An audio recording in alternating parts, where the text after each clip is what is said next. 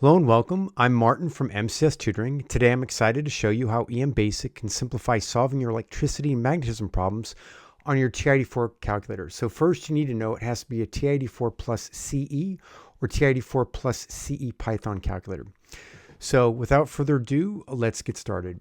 First, you can see from the main menu, we have all these electricity and magnetism topics: electric fields, circuit analysis, magnetic fields, electromagnetism, unit conversion. We also have memory, reference, and documentation.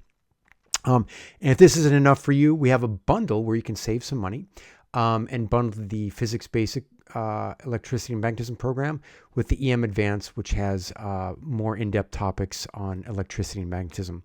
So I'll show you links in the comments, or sorry, the description, so you can check those out. So without further ado, let's go through some problems. I want to show you how this works. So electric fields. It has all these options to choose from: Coulomb's law, electric field, electric potential, energy, work, dipoles, Gauss's law. So let's talk about Coulomb's law. And then the cool thing is here, you can solve for anything that's missing. Because I know you're used to the formula, let's say F equals K Q1 Q2 over R squared. But it also can rearrange these to solve for Q1, Q2, or R squared. So let's just solve this one. Let's say the Q1 is 5. And Q2 is 3. And let's say radius 2 meters. And then it gives us 3.37 times 10 to the 10th newtons. And then it gives you the formula there. So basically it's everything you'd need for a physics, electricity, and magnetism class. But you might think, well, can you really solve for R? Yes, I can. So it rearranges the equation for you, so you have it right there, and you could write it as your work or get you started in your quiz, your test, your homework. Let's say Q1 is 6, Q2 is 0.2, and then the force newtons is 5. So then it gives you the R is 46,449.97 meters.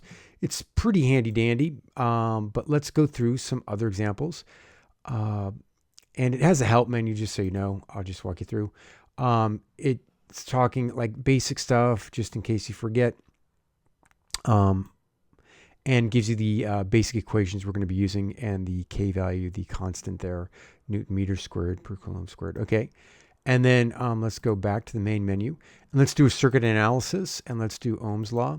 So let's solve for V, and it shows the basic formula: V equals IR, and so we can plug in the amps here. Let's say it's 8, and then say the ohms. We've got 2. And it shows V equals IR, so V is 16 volts. And then let's solve for the resistance in this case. Let's say the volts is 8, and then amps 12. Okay. And then we get that 0.6. Oh my gosh, the devil's number, ohms there. So we're good. Let's go back. And let's go back again. And then let's show what it can do. Let's say for magnetic field. Sorry, English is my first language. And then we can talk about all these different aspects of it. Let's do solenoid. Let's do B inside. And then it shows you, mu sub 0 and I. So the number of turns, let's say it's 5.